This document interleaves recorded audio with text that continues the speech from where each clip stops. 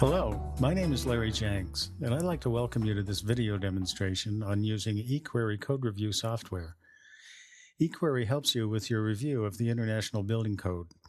And in this demo, we'll be looking at Chapter 5, Building Height and Area. The demo is in two parts. In Part 1, we look at how eQuery helps you determine the construction type for your project, and along with that, the allowable height and floor area. In this part, we'll look at what I think is one of the most exciting features of this software: calculating the floor area increase allowed by the code for having frontage onto open space.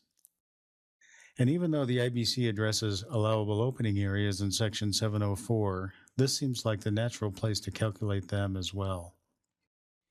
If we didn't need an area increase, we could skip on to Chapter 6. But since we do, let's look at how eQuery helps us calculate that.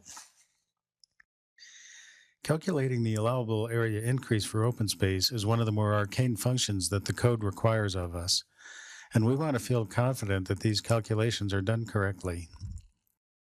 The code requires a building to have at least 25% of its perimeter facing open space in order to qualify for an area increase. The allowable area increase is then calculated using IBC equation 5-2. Let's begin where we left off in Part 1 of this demo. We'll place the requirements for the most restrictive occupancy into row 43 of our summary sheet. If you look at the spreadsheet, you'll see that eQuery has already placed the construction type and the allowable building area and height into the summary record. It also shows that a 200% area increase is allowed for having a sprinkler system, which was determined earlier in the spreadsheet. Now let's click on button number 6.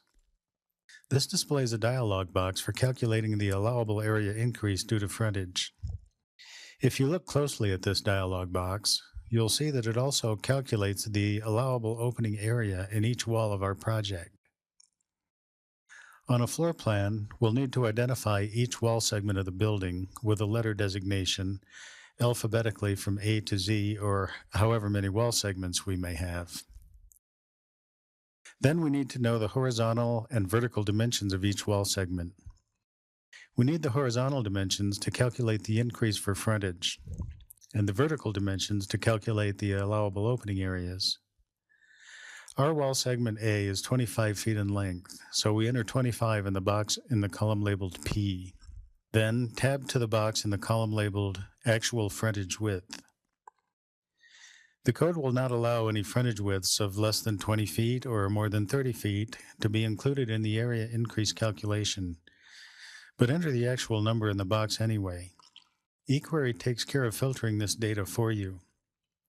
For this example, our frontage width is 22 feet, but for illustrative purposes, if we type in 15 feet for the frontage distance, eQuery tells us that the frontage width has to be at least 20 feet or it can't be counted.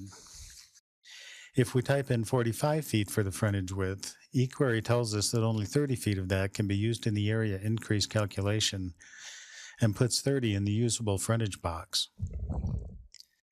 eQuery then calculates the wall dimension times the frontage width and the allowable opening area in a protected and an unprotected wall.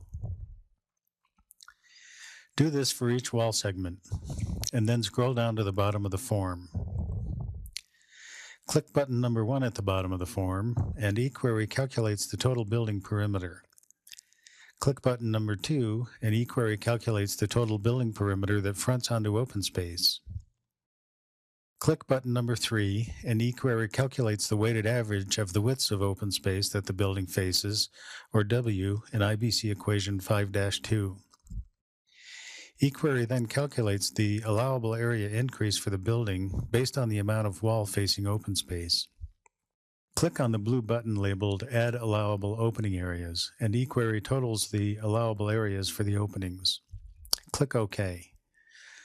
As you can see, eQuery makes a record of all necessary information, all of which are components of IBC equation 5-1 or 5-2, including the total building perimeter, the portion of that perimeter that faces onto open space, the weighted average of the width of open space, the allowable increase due to having a sprinkler system, if there is one, the area increase due to frontage, the allowable adjusted building height, both in stories and in feet, and the total adjusted allowable floor area.